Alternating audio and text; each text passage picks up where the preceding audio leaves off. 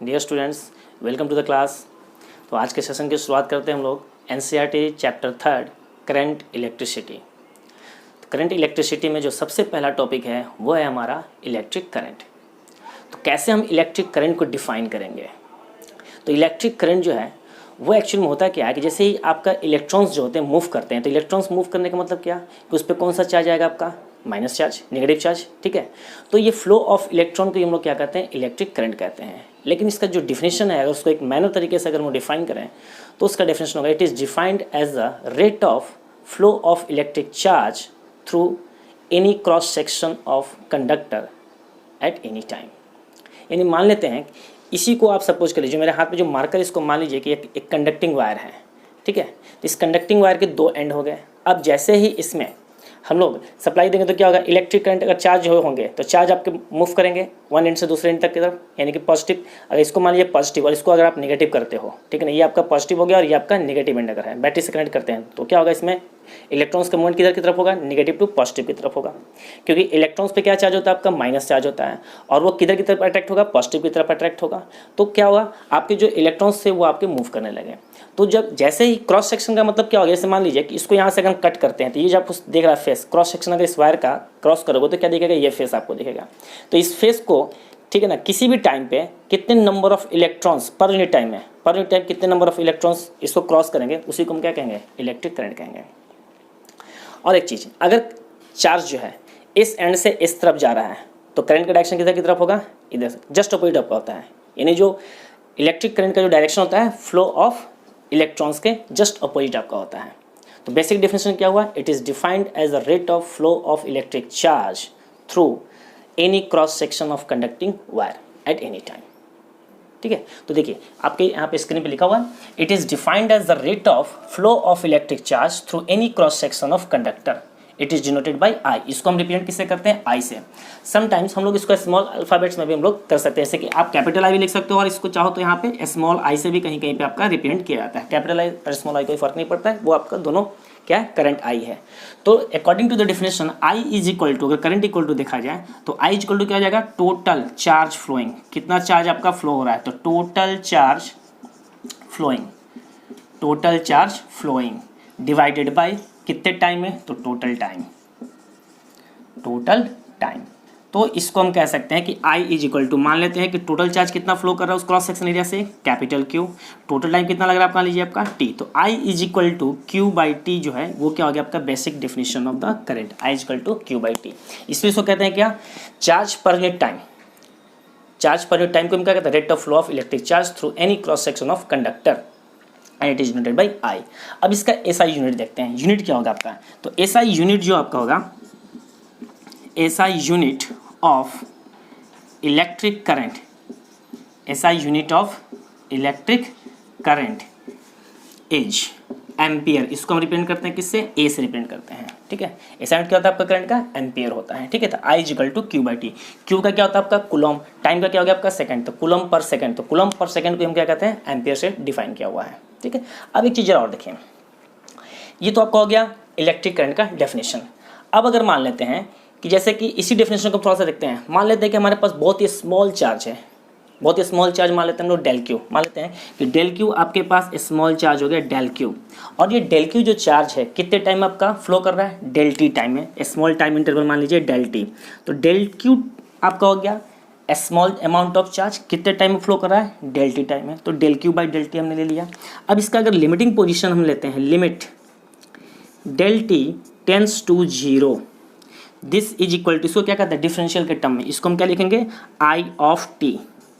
I of t, I of t क्यों लिख रहे हैं, क्योंकि ये जो आपका आई ऑफ टी है, ठीक है ना, या इसी को हम ये भी कह सकते हैं सिंपल सा, इसको आप ये भी कह सकते हैं, this is equal to d Q by D t, this is equal to d Q by D t. और d Q by D t क्या हो गया आपका, करंट हो गया डेफिनेशन से।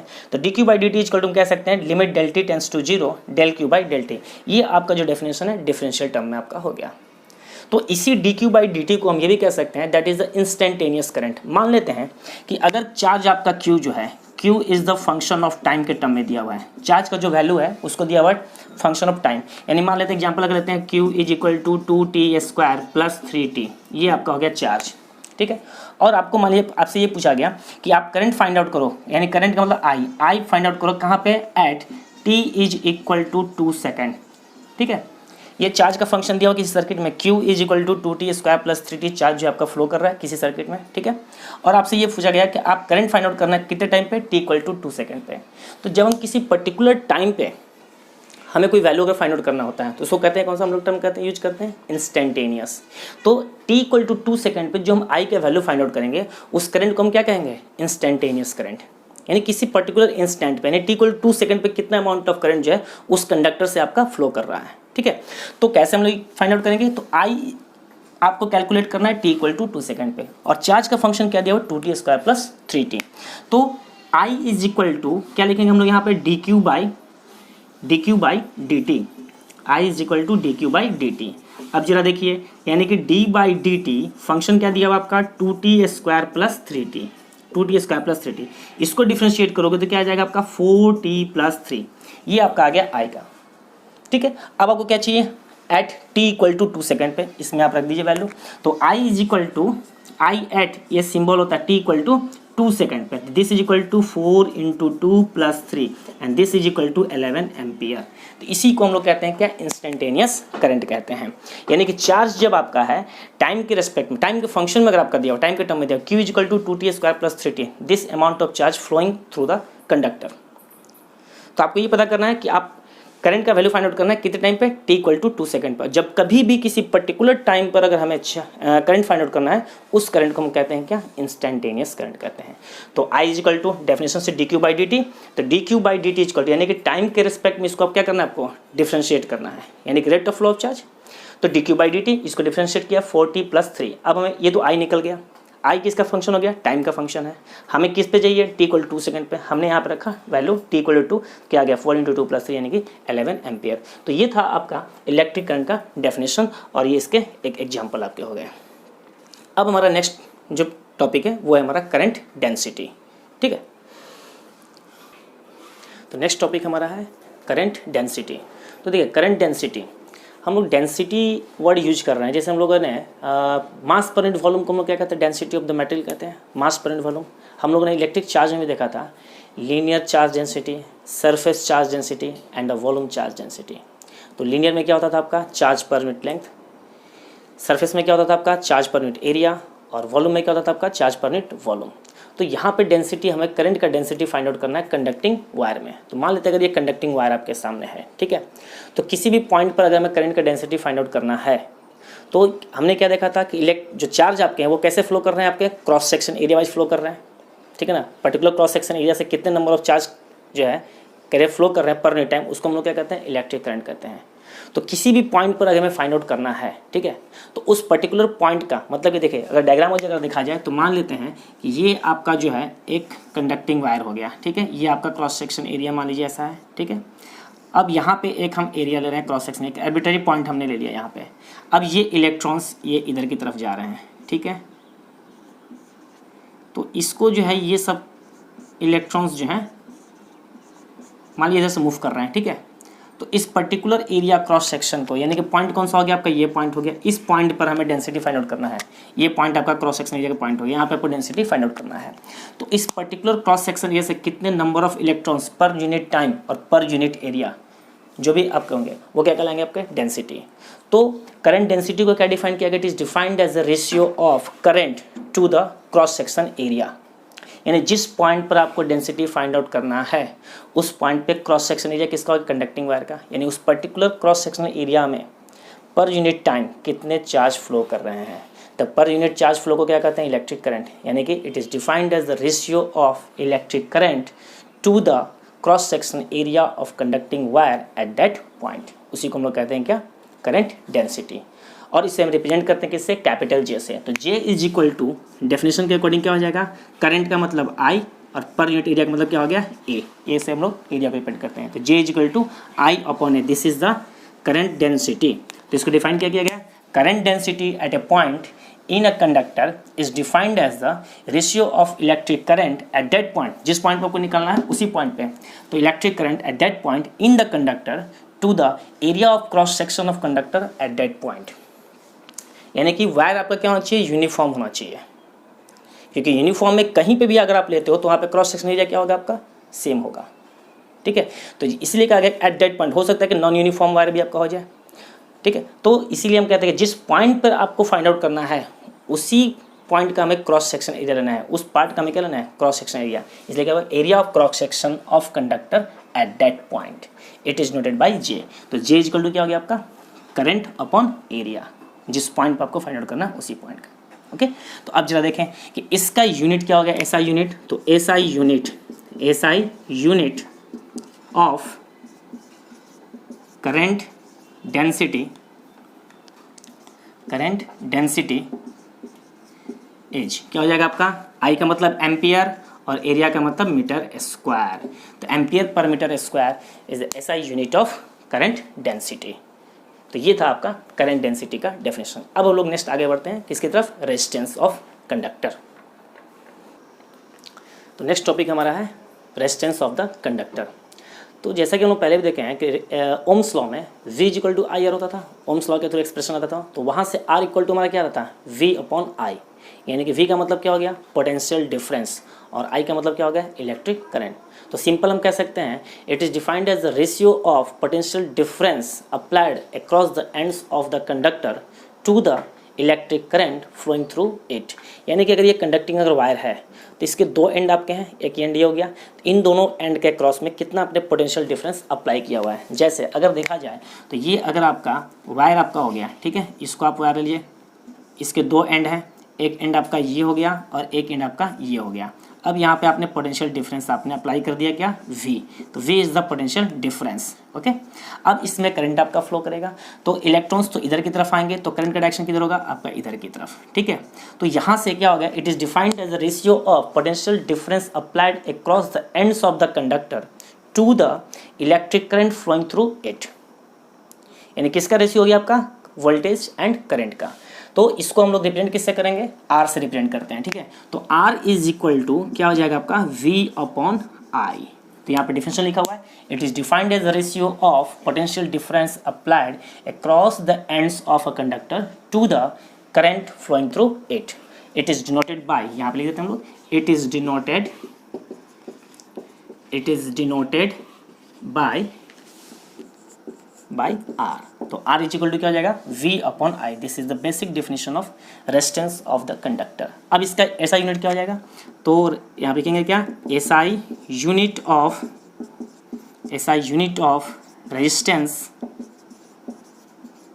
Resistance is ohm. इसको हम किस रिप्रेजेंट करते हैं, ओम से रिप्रेजेंट करते हैं। ठीक है, यानी कि वोल्ट पर एम्पियर, वोल्टेज का क्या होता है आपका, वोल्ट, करंट का क्या होता है, एम्पियर। तो वोल्ट पर एम्पियर को हम क्या लिख रहे हैं यहाँ पे, ओम से रिप्रेजेंट करते हैं, OHM। इसका प्रोनाउंसिएशन क्या होता है आपका, OHM, ओम कहते हैं। ठीक है, ये इसका प्रोनाउंसिएशन हो गया, इससे हम लोग इसको रिप्रेजेंट करते हैं। अब सवाल ये उठता है कि रेजिस्टेंस जो है किन किन चीज़ों पे आपका ये डिपेंड करता है। किसी भी कंडक्टर का जो रेजिस्टेंस है वो किन चीज़ों पे आपका डिपेंड करता है, उस पॉइंट को हम लोग देखते हैं। तो यहाँ पर लिखते हैं क्या, द रेजिस्टेंस ऑफ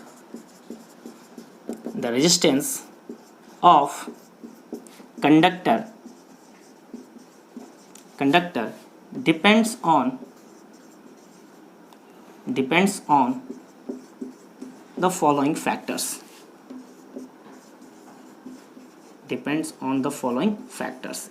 ये किन किन फैक्टर्स पे डिपेंड करेगा उसके बारे में डिस्कस करें। पहला आपका फैक्टर, इट डिपेंड्स ऑन, या इसे लिखते हैं, it is directly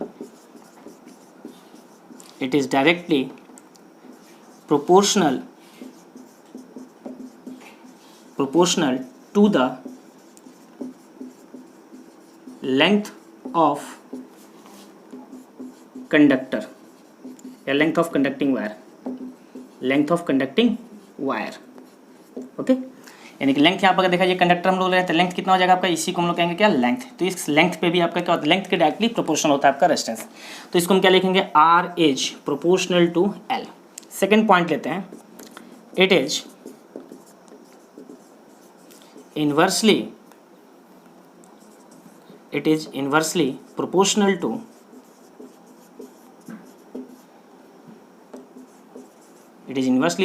to the area of cross section of wire। Area of cross section of wire.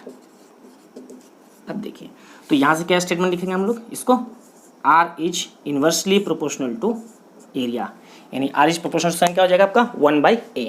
तो इसको हम लेते हैं इक्वेशन फर्स्ट आप ले लो और इसको ले लो आप इक्वेशन सेकंड, दोनों को कंबाइन करेंगे, दोनों को हम लोग कंबाइन करेंगे।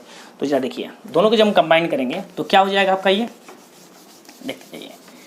तो यहाँ पे लिखेंगे क्या हम लोग, फ्रॉम फर्स्ट एंड सेकंड। तो कंबाइन करके हम क्या लिख सकते हैं, are is proportional to L/A लिख सकते हैं। और जब यहाँ से प्रोपोर्शनलिटी के साइन हम लोग हटाएंगे तो R is equal to rho L/A।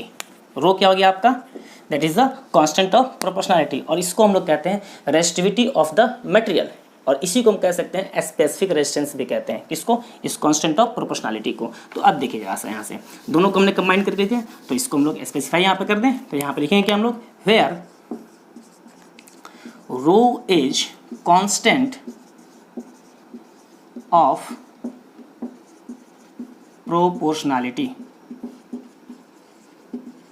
Constant of proportionality, and it is known as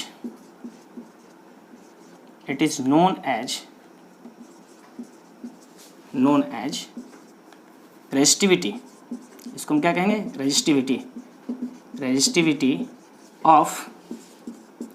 resistivity of conductor, और इसी को हम कहेंगे क्या, स्पेसिफिक रेजिस्टेंस।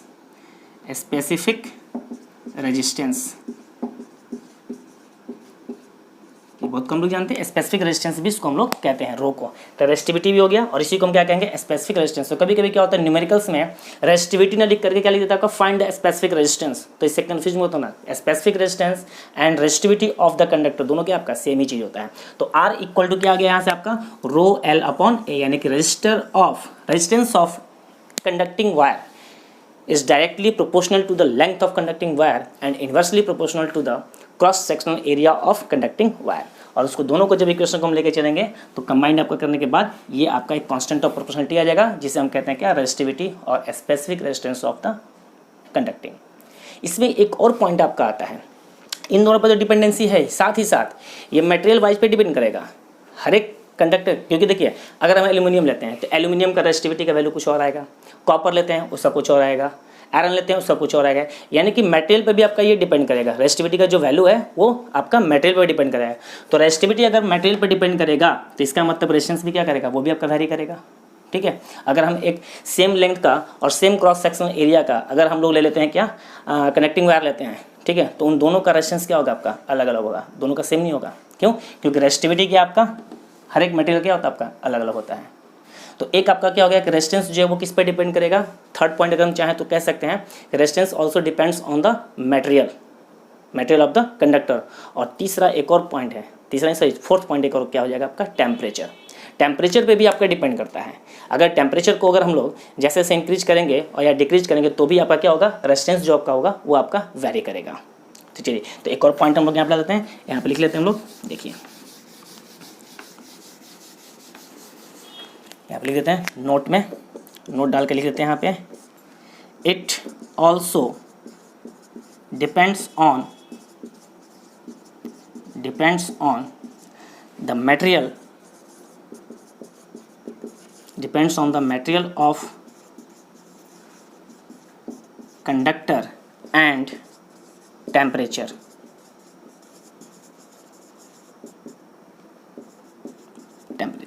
यानी कि लेंथ और एरिया के साथ साथ वो किस चीज़ पे आपका डिपेंड करेगा, मटेरियल पर भी डिपेंड करेगा, और साथ ही साथ आपका टेम्परेचर पर भी आपका डिपेंड है। यानी कि जो रेजिस्टेंस है वो टेम्परेचर के अकॉर्डिंग क्या होगा आपका, चेंजेज होंगे। तो बेसिक लेकिन जो हमारा मैथमेटिकल एक्सप्रेशन है वो क्या आ गया, R equal to rho into L/A। तो इस तरीके से हम लोग किसी भी कंडक्टिंग वायर का लेंथ और अगर एरिया और रेजिस्टिविटी अगर पता है तो उसका रेजिस्टेंस हम लोग फाइंड आउट कर सकते हैं। तो ये था आपका resistance of a conductor, basic definitions, derivation, और ये आपके इंपॉर्टेंट कुछ पॉइंट्स हो गए। यानी कि ऑब्जेक्टिव पूछा जा सकता है कि आपका रेजिस्टेंस जो है किन चीज़ों पर डिपेंड करता है। तो 4 पॉइंट्स पर आपके हो गए। 2 के यूज से तो मैथमेटिकल एक्सप्रेशन निकालते हैं, 2 का यूज आपका आ गया क्या, आपका मटेरियल पर भी डिपेंड करता है और साथ ही साथ टेम्परेचर पे। तो इफेक्ट ऑफ टेम्परेचर में एक और हम लोग डिफाइन करेंगे, डिराइव करेंगे इसका, रेजिस्टेंस का भी और रेजिस्टिविटी का भी। Okay, next. तो हमारा नेक्स्ट टॉपिक है ड्रिफ्ट वेलोसिटी। तो देखिए, ड्रिफ्ट वेलोसिटी ऑफ इलेक्ट्रॉन्स हमें डिफाइन करना है। तो सबसे पहले ये देखें कि ड्रिफ्ट वेलोसिटी होता क्या है। तो ड्रिफ्ट वेलोसिटी एक्चुअल में क्या है, it is the average velocity of free electrons, average velocity. तो यहाँ पे हम दो चीज़ों का कंपेयर करेंगे, इन the absence of electric field and in the presence of electric field, what is the effect, ये चीज़ हम लोग देखेंगे। तो यहाँ पे दो डायग्राम आपके पास है, एक आपका कंडक्टिंग वायर, यही कंडक्टिंग वायर यहाँ पे भी लिया हुआ है, एक में आपका एक जो केस है किसके लिए हो गया, इन the absence of electric field, यानी कि यहाँ पे बैटरी का कनेक्शन आपका नहीं दिया हुआ, डिस्कनेक्टेड है। तो जब किसी एक्सटर्नल सोर्स से अटैचमेंट नहीं है, यानी हम कह सकते हैं कि in the absence of any external source, तो कंडक्टर में इलेक्ट्रॉन्स जो होते हैं वो कैसे होते हैं, रैंडम मोशन में होते हैं, ठीक है। वो किस में होंगे आपके, रैंडम मोशन में। तो यहाँ पे इलेक्ट्रॉन्स जो है रैंडमली क्या कर रहे हैं आपके इस कंडक्टिंग वायर में मूव कर रहे हैं, फ्री इलेक्ट्रॉन्स आपके, तो इनका कुछ ना कुछ वेलोसिटी होगा, तो वो इनका होगा इनिशियल वेलोसिटी। तो सारे के सारे जो हैं डिफरेंट डिफरेंट वेलोसिटी से आपके क्या कर रहे हैं, मूव कर रहे हैं, ये आपका रैंडम मोशन हो गया। लेकिन जैसे ही इस कंडक्टिंग वायर पर अगर हम कोई सोर्स अप्लाई करते हैं, यानी कि हमने यहाँ पे बैटरी से कनेक्ट कर दिया, तो बैटरी से कनेक्ट करेंगे तो ये आपका बैटरी का पॉजिटिव टर्मिनल हो गया और ये आपका नेगेटिव टर्मिनल हो गया। तो अगर ये पॉजिटिव है और ये नेगेटिव है तो इलेक्ट्रिक फील्ड का डायरेक्शन क्या होता है आपका, पॉजिटिव टू नेगेटिव, यानी कि इस डायरेक्शन में आपका क्या हो गया, इलेक्ट्रिक फील्ड। अब जैसे ही हमने इसी कंडक्टिंग वायर में हमने सप्लाई दे दिया, बैटरी से हमने कनेक्ट कर दिया, तो अब क्या हो गया, जो इलेक्ट्रॉन्स थे वो आपके एक्सेलरेट होंगे। इलेक्ट्रॉन्स किधर एक्सेलरेट होंगे, आपके पॉजिटिव टर्मिनल की तरफ, क्योंकि इलेक्ट्रॉन क्या होता है आपके नेगेटिव चार्ज, और नेगेटिव और ये पॉजिटिव से कनेक्ट करेंगे तो ये क्या करेगा, पॉजिटिव टर्मिनल उसको अपनी तरफ अट्रैक्ट करेगा। तो इलेक्ट्रॉन्स क्या होंगे, जो अभी रैंडम डायरेक्शन में जा रहे थे वो सारे के सारे एक सर्टेन डायरेक्शन में क्या करेंगे, आपके मूव करेंगे, यानी कि एक्सेलरेट होंगे। लेकिन वे जो एक्सेलरेशन जो होता है इसमें बहुत ही शॉर्ट पीरियड के लिए होता है, बहुत ही शॉर्ट टाइम के लिए आपका होता है। उसके बाद ये एक कांस्टेंट स्पीड को अचीव कर लेते हैं।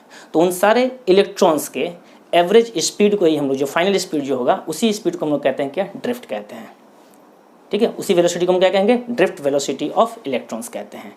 इसका एक सीधा सा एग्जांपल आप समझिए, जैसे क्लासरूम में मान लेते हैं कि कोई पीरियड अगर आपका खाली चला गया, तो स्टूडेंट्स जो होते हैं क्लासरूम में अगर 30 का स्ट्रेंथ या 60 का स्ट्रेंथ मान लो, सारे के सारे इधर उधर डायरेक्शन में मूव करते रहते हैं, कोई इसके बेंच पे चला गया, कोई इसके डेस्क पे चला गया, अलग अलग डायरेक्शन मूव कर रहे हैं। जैसे ही टीचर क्लास की तरफ इंटर करने आते हैं, जैसे ही गेट पे अगर आ गए, तो क्या होता है, सारे बच्चे अपने एक सर्टेन डायरेक्शन में, यानी कि सारे बच्चों का फेस किधर होना चाहिए, टीचर की तरफ, यानी कि बोर्ड की तरफ, चाहे व्हाइट बोर्ड हो चाहे ब्लैक बोर्ड हो। तो सारे के सारे एक डायरेक्शन में क्या हो गया, आपके अलाइंड हो गए।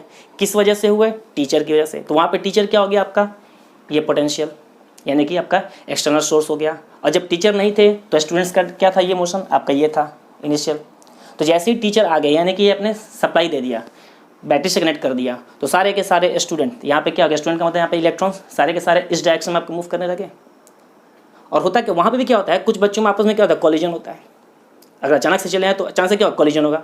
तो कॉलिजन कोई इधर गिरता है, कोई इधर गिरता है। तो अगर देखा जाए तो क्लास का भी जो वो कंडीशन होता है वो ठीक आपका यही कंडीशन होता है, यानी बिफोर, यानी कि absence of teacher at the presence of teacher. और उसके बाद क्या हो गया, एक कांस्टेंट, यानी कि after some time all electrons, individual electrons achieve a constant speed या कांस्टेंट वेलोसिटी। उसी एवरेज वेलोसिटी को हम क्या कहते हैं, ड्रिफ्ट वेलोसिटी कहते हैं। तो डेफिनेशन यहाँ पे दिया हुआ, it is defined as the average velocity with which free electrons in a conductor get drifted towards the positive terminal of the battery, यानी कि सारे के सारे इलेक्ट्रॉन्स किधर की तरफ ड्रिफ्ट हो रहे हैं, आपके positive terminal of the battery की तरफ क्या हो रहे हैं, आपके ड्रिफ्ट हो रहे हैं। तो इसी एवरेज वेलोसिटी को हम क्या कहते हैं, ड्रिफ्ट वेलोसिटी ऑफ इलेक्ट्रॉन्स कहते हैं। तो ड्रिफ्ट वेलोसिटी का मतलब क्या हो गया, आपका एवरेज वेलोसिटी, ठीक है। अब देखिए, तो यहाँ पे हम क्या एज्यूम करेंगे, लेट u1 u2 u3 ये सारे वेक्टर में लेते हैं हम लोग, ठीक है। बी द, या डॉट डॉट कर लीजिए, dot dot dot un be the velocity, initial velocity कर दीजिए इसको, initial velocity, initial velocity of, initial velocities of each electrons. तो एवरेज वेलोसिटी क्या हो जाएगा इनका, तो therefore initial average velocity, initial average velocity क्या हो जाएगा आपका, वेलोसिटी, तो u average is equal to u1 plus u2 plus u3 और प्लस सबका आप एवरेज ले लो, कहाँ तक, n तक है, तो un, और डिवाइड बाई क्या हो जाएगा आपका n। अब जरा देखिए इनका जो, क्योंकि वेक्टर क्वांटिटी वेलोसिटी आपका क्या वेक्टर होता है, इन सभी का अगर हम नेट लेंगे, रिजल्टेंट लेंगे, तो वो क्या हो जाएगा आपका 0। तो जो इनिशियल आपका जो वेलोसिटी है सारे इलेक्ट्रॉन्स का एवरेज इनिशियल वेलोसिटी क्या हो जाएगा, दिस इज इक्वल टू 0। ये आपका आ गया ये 0, यानी initial U average is equal to क्या हो गया आपका 0। इसको हम लोग लेते हैं यहाँ पे इक्वेशन फर्स्ट। अब देखिए जैसे ही हमने, यानी कि ये केस तो क्या हो गया, before application of potential difference कह लीजिए या फिर आप कह सकते हैं इलेक्ट्रिक फील्ड कह लीजिए, क्योंकि पोटेंशियल डिफरेंस और इलेक्ट्रिक फील्ड में तो रिलेशन होता है, v equal to E dot D R minus E dot D R होता है ना, D equal to minus E dot D R. तो आप इलेक्ट्रिक फील्ड कह लीजिए या फिर आप कह सकते हैं पोटेंशियल डिफरेंस, ठीक है। तो बिफोर या ये कह सकते हैं कि in the absence of electric field initial average velocity of electron is equal to 0। अब हम लोग क्या करेंगे, अप्लाई करेंगे, यानी कि अंडर द इन्फ्लुएंस ऑफ, ये भी कह सकते हैं under the influence of electric field. तो अब देखिए, तो under the influence of electric field, under the influence of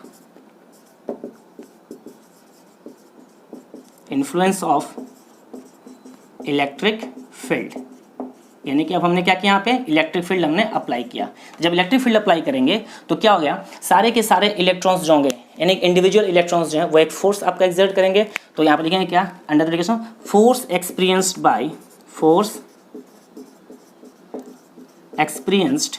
bye each electron क्या हो जाएगा आपका, F is equal to Q into e होता है, तो minus e into e, minus e क्या हो गया, इलेक्ट्रॉन पे चार्ज कितना होता है, माइनस ऑफ ई, तो माइनस ऑफ ई इंटू ई। लेकिन एक चीज़ ध्यान रखिएगा, अगर यहाँ पे हम ई भी लिखते हैं तो भी कोई दिक्कत नहीं है, क्योंकि यहाँ पे नेगेटिव साइन क्या इंडिकेट कर रहा है, ओनली द डायरेक्शन। कैसे कर आपका डायरेक्शन, यानी फोर्स एंड इलेक्ट्रिक फील्ड दोनों अपोजिट डायरेक्शन में। देखिए कैसे इलेक्ट्रॉन्स आपके इधर एक्सेलरेट हो रहे हैं और इलेक्ट्रिक फील्ड डायरेक्शन क्या है, इधर की तरफ है, ठीक है। तो नेगेटिव साइन क्या इंडिकेट करता है, ओनली द डायरेक्शन, यानी फोर्स एंड इलेक्ट्रिक फील्ड का डायरेक्शन क्या हो गया आपका, अपोजिट हो गया, ठीक है।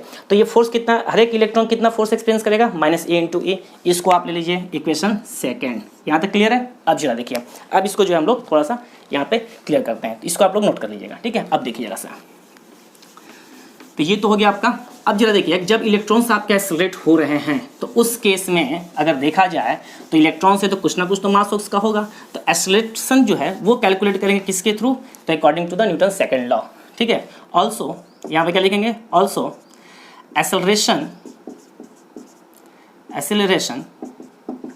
Produced in each electron H क्या हो जाएगा, तो a is equal to force upon mass. क्या हो गया आपका, a equal to force upon mass. ऐसा कितना प्रोड्यूस होगा आपका, F is equal to m होता है, डायरेक्ट मैंने लिख दिया a equal to F by m. F का वैल्यू ये रखेंगे तो ए इज इक्वल टू क्या हो जाएगा, a is equal to minus of e into e by M. तो ये आपका हो गया एक्सेलरेशन।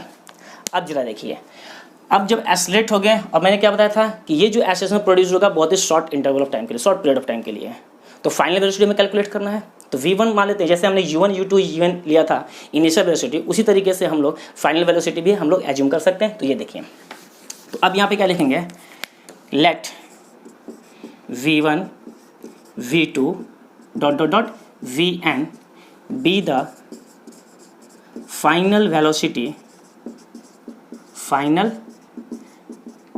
वेलोसिटीज ऑफ इलेक्ट्रॉन्स, ठीक है। अब देखिए, इसको मैं यहाँ से एज कर रहा हूँ, ठीक है।